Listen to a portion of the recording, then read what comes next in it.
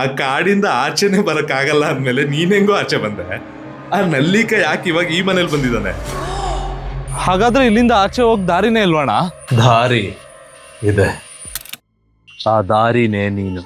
ನಾನಾ? ಅದೇಗೆ? ಕೆಸುಕಾರದ ಹುಣ್ಣಿಮೆ, ಕೆಸುಕಾರದ ಹುಣ್ಣಿಮೆ. ಸರ್ವಕ್ಕೂ ಮೂಲವಾಗಿರೋ ಸೃಷ್ಟಿಶಕ್ತಿ ವಿಶ್ರಾಂತಿಗಾಗಿ ನಿದ್ರಿಸುವಂತ ಏಕೈಕ ದಿನ.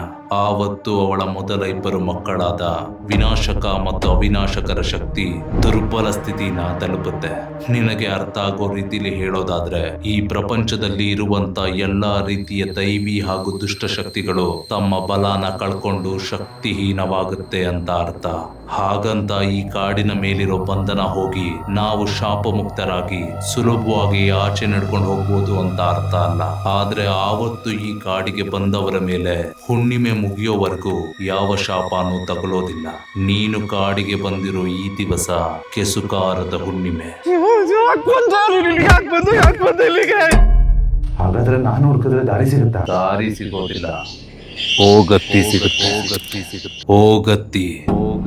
ಭೂರಾಜ ಈ ಕಾಡಲ್ಲಿ ಕಲ್ಲಾಗಿ ನೆಲೆಸೋ ಮುಂಚೆ ಅವನ ಎಲ್ಲಾ ಶಕ್ತಿನ ಅವನ ಆಯುಧವಾದ ಓಗತ್ತಿಯಲ್ಲಿ ತುಂಬಿಸಿ, ವಿನಾಶಕಾರಿ ಶಕ್ತಿಗಳು ಈ ಪವಿತ್ರ ಮಣ್ಣಲ್ಲಿ ಕಾಲಿಟ್ರೆ ಈ ಆಯುಧನ ಬಳಸಿ ಅವನ್ನ ಸರ್ವನಾಶ ಮಾಡುವಂತ ಅದನ್ನ ಹಸಿರು ತಾಯಿ ಕೈಗೆ ಒಪ್ಪಿಸ್ತಾನೆ.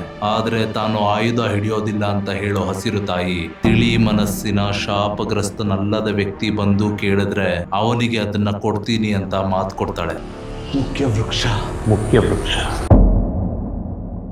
ಸೃಷ್ಟಿಶಕ್ತಿ ಭೂರಾಜ, ನಾನು ನಲ್ಲಿಕವದೆ.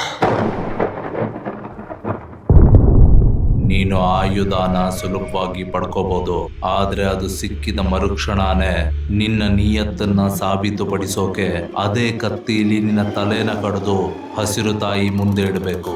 ನಿನ್ನ ನಿಯತ್ತು ನಿಜವಾಗಿದ್ರೆ ಮಾತ್ರ ಅವಳು ನಿನಗೆ ಮರು ಜೀವದಾನ ಮಾಡಿ ಆಯುಧಕ್ಕೆ ಶಕ್ತಿನ ತುಂಬಿಸಿ ಅದನ್ನ ನಿನಗೆ ಕೊಡ್ತಾಳೆ.